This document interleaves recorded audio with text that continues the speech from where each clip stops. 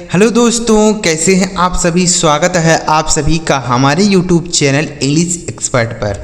प्यारे बच्चों, आज की इस वीडियो में हम सीखेंगे कि अंग्रेजी का जो अक्षर होता है आई, हम उसको कितने तरह से पढ़ सकते हैं, कितने प्रकार से उसका उच्चारण किया जाता है। आज की इस वीडियो में आपको सिखाऊंगा, क्योंकि आई जो है एक ही है, लेकिन उसका अलग अलग स्थान पर अलग अलग उच्चारण होता है। तो चलिए बिना किसी देरी के वीडियो शुरू करते हैं और सीखते हैं। अगर आपको यह वीडियो पसंद आए तो लाइक करिएगा। इस चैनल पर पहली बार आए हैं, सब्सक्राइब नहीं किए हैं तो चैनल को जरूर सब्सक्राइब करके बेल आइकन को भी दबा लीजिएगा। चलिए देखते हैं। देखिए यहाँ पर लिखा है बच्चों, अंग्रेज़ी में ये चीज़ आप ज़रूर सीखें, नहीं तो 100% कहता हूँ आप गलती करेंगे, क्योंकि आई एक ही है लेकिन उसका अलग अलग स्थान पे अलग अलग उच्चारण होता है। चलिए देखते हैं कैसे पढ़ा जाएगा। पहला देखिए, पहला तरीका बच्चों कि अगर दो कॉन्सोनेंट के बीच में आई लिखा हो। क्या लिखा हो? दो कॉन्सोनेंट के बीच में आई लिखा हो। ठीक है, अगर दो कॉन्सोनेंट के बीच में आई लिखा हो किसी भी शब्द में, तो उस आई का जो उच्चारण होगा वह छोटी ई की मात्रा होता है। क्या होता है मेरे भाई? छोटी ई की मात्रा होता है। ठीक है, यानी इस आई का उच्चारण हम यहाँ पे क्या करेंगे? छोटी ई की मात्रा।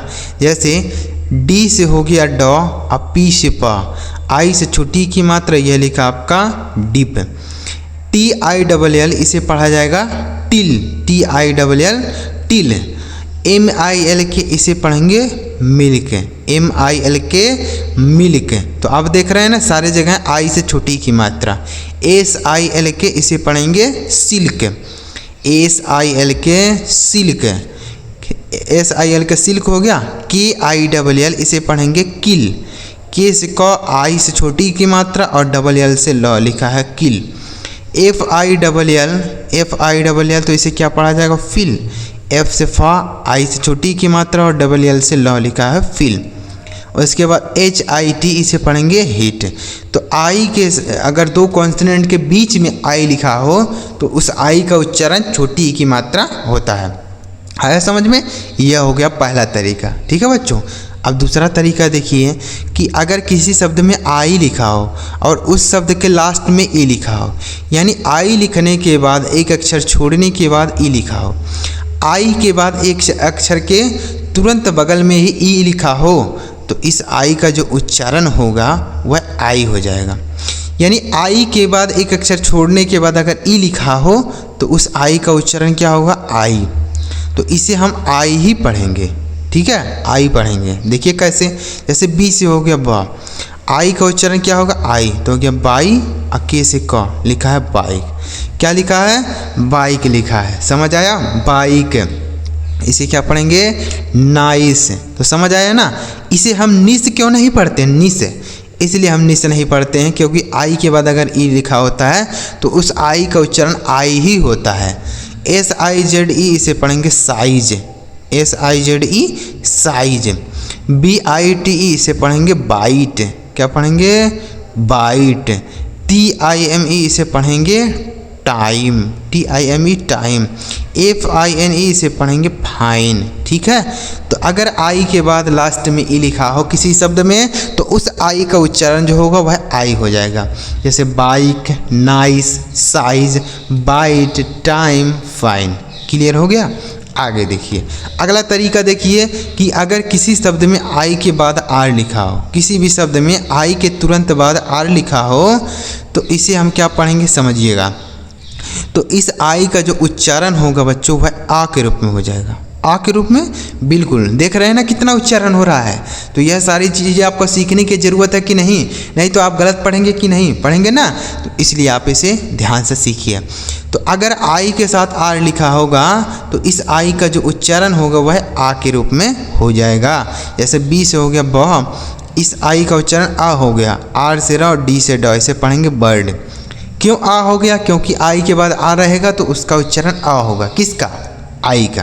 तो इसे पढ़ेंगे बर्ड। इसे बीड नहीं पढ़ेंगे, बर्ड। ठीक है, बीड या बाइड इस तरीके से कुछ नहीं पढ़ा जाएगा, इसे केवल और केवल बर्ड पढ़ा जाएगा। ठीक है, आगे लिखा है एफ आई आर एम, इसे पढ़ेंगे firm, F I R M firm. C H I R P इसे पढ़ा जाएगा chirp, C H I R P chirp.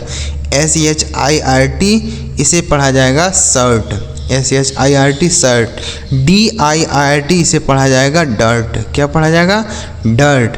HIRT इसे पढ़ा जाएगा हर्ट। ठीक है, तो अगर आई के साथ आर लिखा होगा तो आई का उच्चारण आ हो जाएगा, जैसे bird, firm, chirp, shirt, dirt, hurt. Clear हो गया? आगे बढ़े बच्चों, तीनों नियम समझ आया। अगर दो कॉन्सोनेंट के बीच में आई होगा तो छोटी की मात्रा, जैसे डिप, टिल, मिल्क, सिल्क, किल, फिल, हिट। आई के बाद लास्ट में ई लिखा होगा तो आई पढ़ेंगे, जैसे bike, nice, size, bite, time, fine.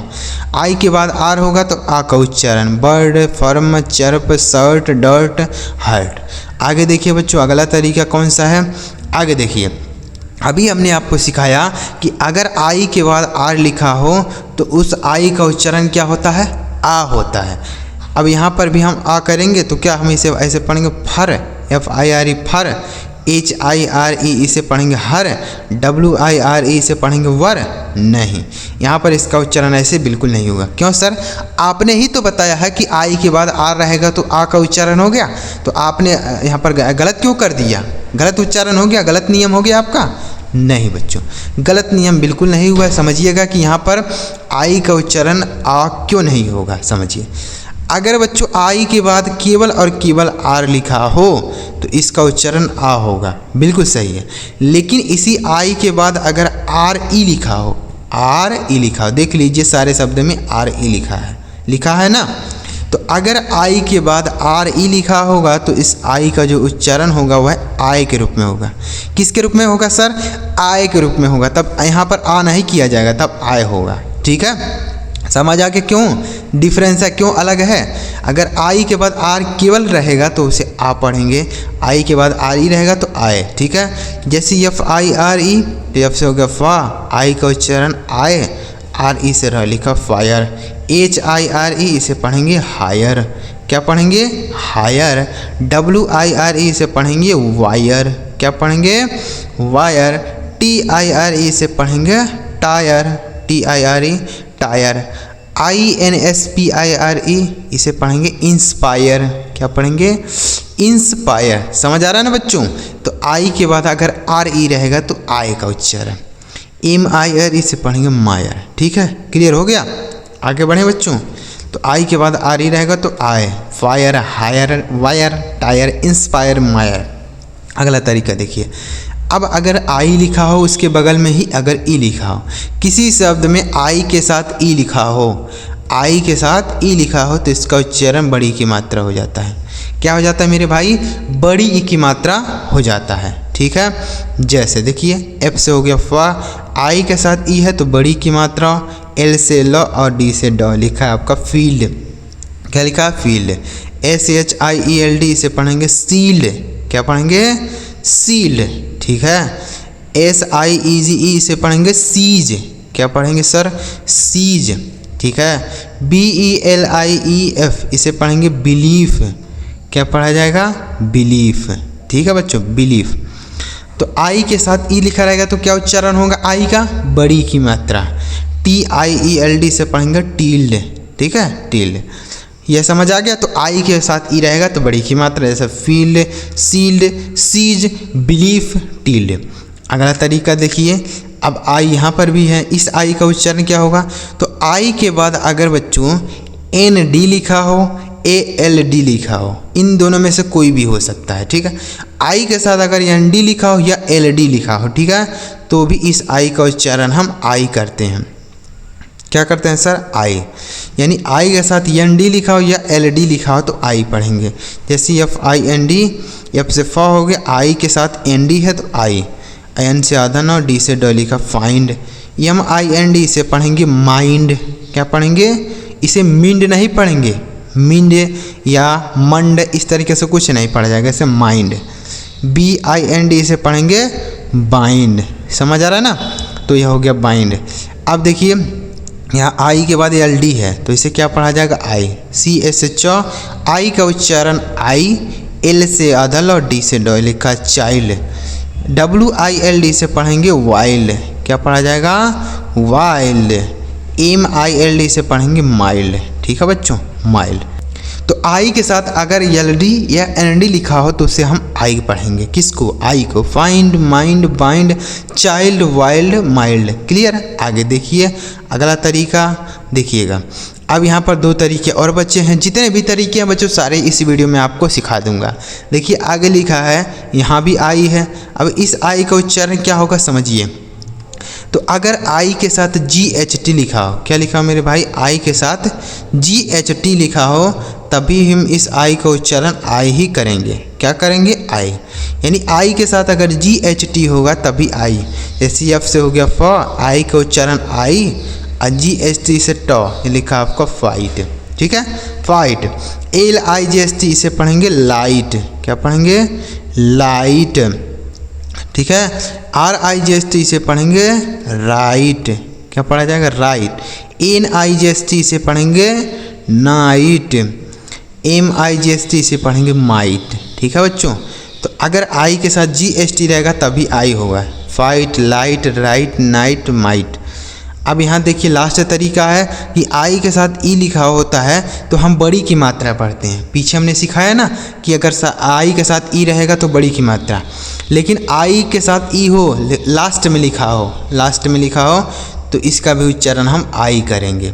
यानी आई के साथ ई हो लेकिन लास्ट में लिखा हो। वहाँ तो बीच में लिखा था ना, जैसे हमने पढ़ा था बिलीफ पढ़ा था, सील्ड पढ़ा था, टील्ड पढ़ा था, इस तरीके से पढ़ा था ना।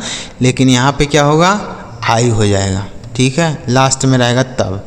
जैसे इसे पढ़ेंगे DIE से पढ़ा जाएगा डाई, LIE से पढ़ेंगे लाई, PIE से पढ़ेंगे पाई, TIE से पढ़ेंगे टाई। क्या पढ़ेंगे? टाई। तो आई के साथ ई रहेगा तब भी हम बड़ी की मात्रा नहीं करेंगे। लास्ट में रहेगा तो आई का उच्चारण, जैसे डाई, लाई, पाई, टाई। तो उम्मीद करता हूँ बच्चों सारे तरीके आपको इस वीडियो में समझ आ गए होंगे कि आई को हम कितने तरह से पढ़ेंगे, कितने प्रकार से पढ़ेंगे। अगर आपको सारे तरीके समझ आ गए हों तो इस वीडियो को आप लाइक करके चैनल जरूर सब्सक्राइब करके बेल आइकन को भी दबा लीजिएगा, और कमेंट में बताइएगा कि आपको यह वीडियो कैसा लगा। कमेंट कर दीजिएगा। चलिए मिलते हैं प्यारे बच्चों अगली वीडियो में किसी नए टॉपिक के साथ। वीडियो देखने के लिए आपका बहुत बहुत धन्यवाद।